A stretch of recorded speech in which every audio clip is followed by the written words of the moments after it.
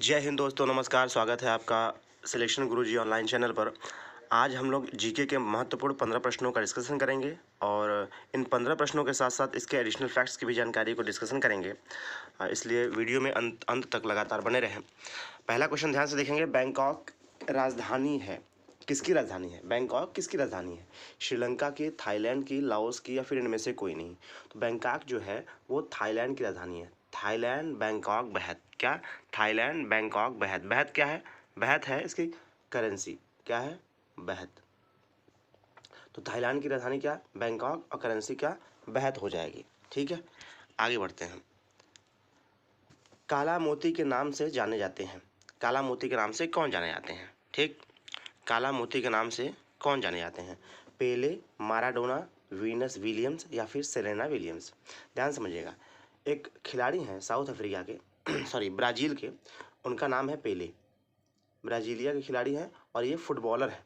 ठीक है, ये फुटबॉलर हैं। इनको ब्लैक पर्ल के नाम से जाना जाता है। किस नाम से? ब्लैक पर्ल के नाम से जाना जाता है। तो सही ऑप्शन हमारा क्या हो जाएगा? पेले, ऑप्शन नंबर ए। गंगटोक राजधानी है। नागालैंड, सिक्किम, अरुणाचल प्रदेश, इनमें से कोई नहीं। तो गंगटोक किसकी राजधानी है? सिक्किम की। गंगटोक कहाँ की राजधानी है? सिक्किम की राजधानी है गंगटोक। और सिक्किम के मुख्यमंत्री हैं प्रेम सिंह तमांग। कौन है? प्रेम सिंह तमांग। और जो है कि राज्यपाल जो हैं सिक्किम के, अभी हाल ही में बदले हैं। सिक्किम का राज्यपाल लक्ष्मण प्रसाद आचार्य। सिक्किम का मुख्यमंत्री कौन है? प्रेम सिंह तमांग। और नए राज्यपाल हो जाएंगे लक्ष्मण प्रसाद आचार्य। अभी तक गंगा प्रसाद यहाँ के राज्यपाल थे, अब जो है लक्ष्मण प्रसाद आचार्य हो गए हैं। चाय मुख्यतः पाई जाती है नदी के किनारे, उपजाऊ मैदानों में, पहाड़ी ढलानों में या इनमें से कोई नहीं? तो सबसे अच्छी खेती जो होती है चाय की वो नदी के किनारों पर होती है, ज़्यादा बेहतर।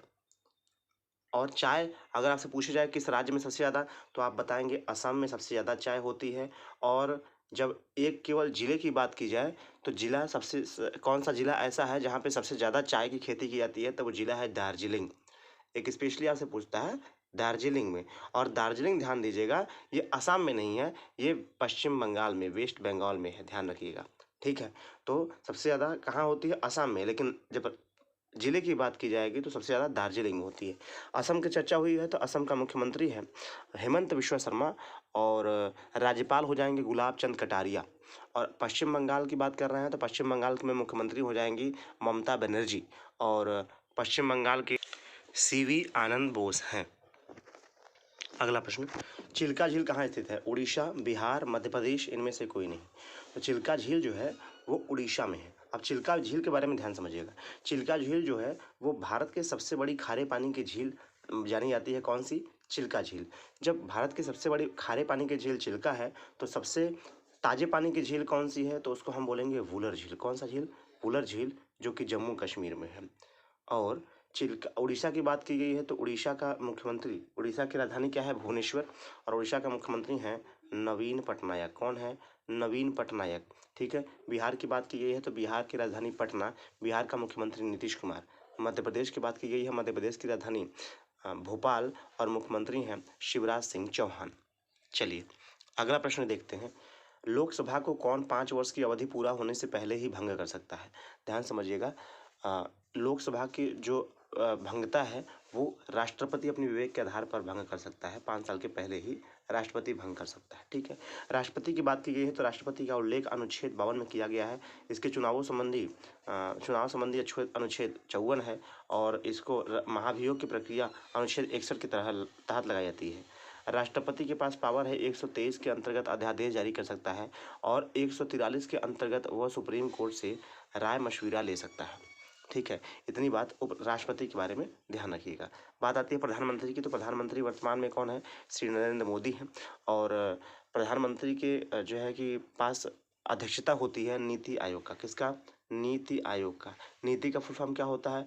National institution for transforming India, जो कि योजना आयोग का परिवर्तित नाम है। किसका नाम है? योजना आयोग का। नीति आयोग का गठन कब किया गया? 1 जनवरी 2015 को, जबकि योजना आयोग का गठन हुआ था जो है कि मार्च 1950 में। अगला प्रश्न देखते हैं। आईएमए स्थित है दिल्ली में, मुंबई में, देहरादून में या इनमें से कोई नहीं? आईएमए का मतलब होता है इंडियन मिलिट्री एकेडमी। क्या? Indian military academy, Delhi, Mumbai, Dehradun या इनमें से कोई नहीं। तो IMA जो है वो उत्तराखंड के देहरादून में स्थित है। कहाँ है? देहरादून में। वन अनुसंधान केंद्र भी देहरादून में पाया जाता है और देहरादून जो है कि उत्तराखंड में पाया जाता है। उत्तराखंड की राजधानी देहरादून है। उत्तराखंड के मुख्यमंत्री वर्तमान समय में पुष्कर सिंह धामी हैं। कौन है? पुष्कर सिंह धामी। पुष्कर सिंह धामी है वर्तमान में उत्तराखंड के मुख्यमंत्री। और उत्तराखंड को वैली ऑफ फ्लावर्स के नाम से जाना जाता है, ये बात भी ध्यान रखिएगा। पूर्व समय में ये उत्तर प्रदेश का पार्ट हुआ करता था, लेकिन सन 2000 में 13 जिलों के साथ उत्तराखंड को उत्तर प्रदेश से अलग कर दिया गया था। वर्तमान में उत्तराखंड के मुख्यमंत्री हैं पुष्कर सिंह धामी। अगला प्रश्न कह रहा है बगीचों का शहर किसे कहा जाता है? बेंगलुरु, श्रीनगर, गुवाहाटी या फिर शिलांग। तो सही आंसर हो जाएगा आपका बगीचों का शहर जाना जाता है किसको? बेंगलुरु को। किसको कहा जाता है? बेंगलुरु को। बेंगलुरु को एक बात और, बेंगलुरु जो है वो कर्नाटक की राजधानी है। किसकी राजधानी है? कर्नाटक की। कर्नाटक का मुख्यमंत्री बसवराज बोम्मई। राज्यपाल हो जाएंगे थावर चंद गहलोत।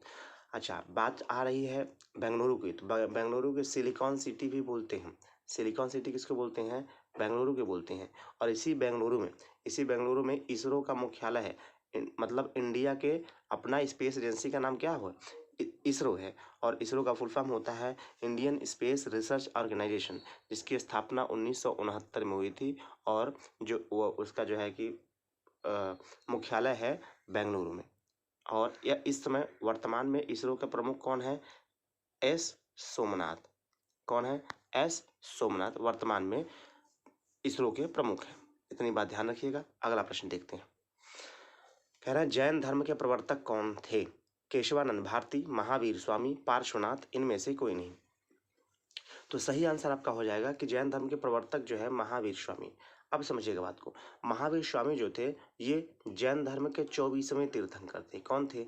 जैन धर्म के 24वें तीर्थंकर थे, लेकिन प्रवर्तक के नाम के रूप में महावीर स्वामी को ही जाना जाता है। 24वें जो है कि तीर्थंकर थे। आपसे ये प्रश्न पूछा जाता है कि 24वें ये थे तो 23वें कौन थे? तो आप बताएंगे 23वें थे पार्श्वनाथ, जो कि ऑप्शन नंबर सी में दिया है। ठीक है, 23वें थे पार्श्वनाथ। एक 23वें पूछे जाते हैं और एक पहले पूछे जाते हैं कि पहले तीर्थंकर कौन थे? तो आप बताएंगे ऋषभदेव। कौन थे? ऋषभदेव। तो पहले तीर्थंकर थे ऋषभदेव, 23वें थे पार्श्वनाथ और 24वें थे महावीर स्वामी।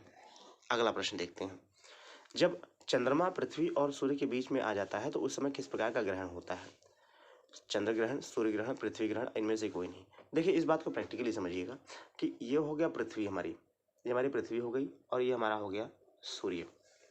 ये हो गया क्या? सूर्य हो गया। और यदि बीच में चंद्रमा आ जाए तो समझिएगा बात को क्या होगा कि जब बीच में चंद्रमा आ गया तो इस सूर्य की रोशनी इस चंद्रमा से टकराएगा, तो जितनी रोशनी टकराएगी वो हमारे पृथ्वी तक आ नहीं पाएगी। यहाँ पृथ्वी तक वो रोशनी, वो प्रकाश आ नहीं पाएगा।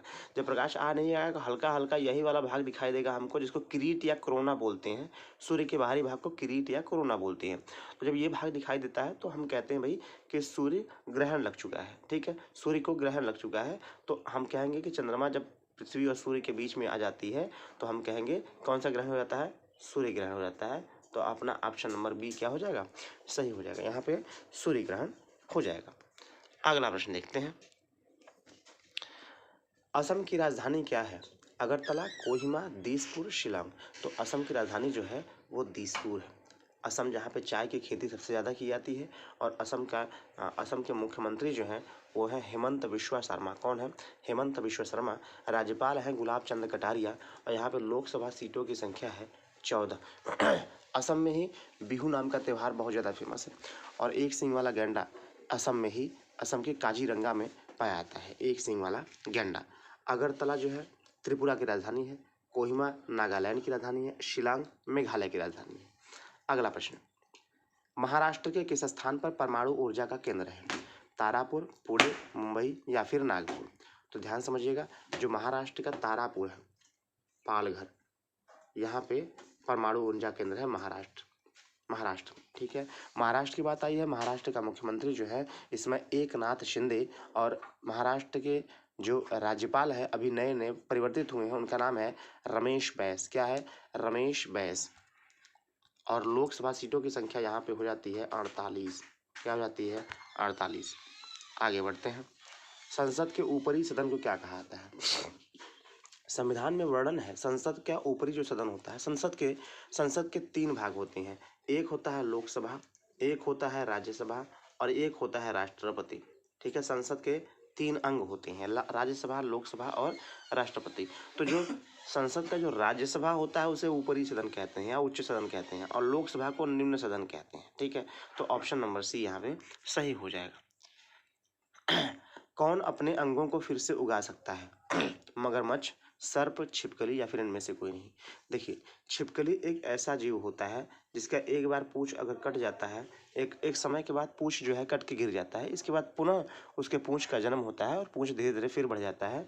तो अपने अंगों को फिर से उगाने वाला जो जीव है वह है छिपकली। तो ऑप्शन नंबर सी सही हो जाएगा। अगला और अंतिम प्रश्न है, वीरता का सर्वोच्च पुरस्कार कौन सा है?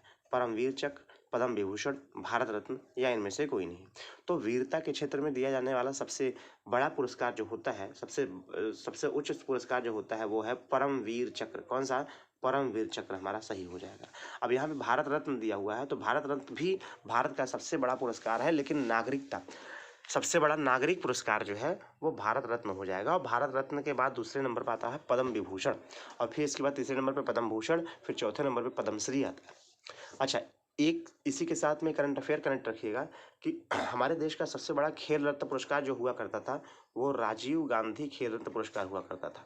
क्या? राजीव गांधी खेल रत्न पुरस्कार। लेकिन इस पुरस्कार का नाम परिवर्तित करके मेजर ध्यानचंद खेल रत्न पुरस्कार कर दिया गया है। ये करंट अफेयर का पार्ट है, ध्यान रखिएगा।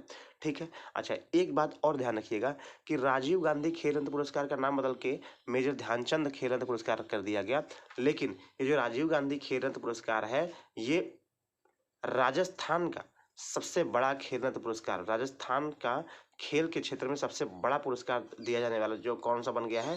राजीव गांधी खेल रत्न पुरस्कार। ये करंट अफेयर का पार्ट है, इतना बात ध्यान रखिएगा। इसी के साथ हम लोगों ने आज के 15 प्रश्न भली भांति पूरे कर लिए हैं। वीडियो आपको पसंद हो गया हो, पसंद आया हो तो लाइक कीजिएगा, दोस्तों के साथ शेयर कीजिएगा, और किसी प्रकार कोई समस्या होती है तो कमेंट बॉक्स में कमेंट कीजिएगा। बाकी के लिए अगले वीडियो मिलते हैं, तब तक के लिए जय हिंद, जय भारत।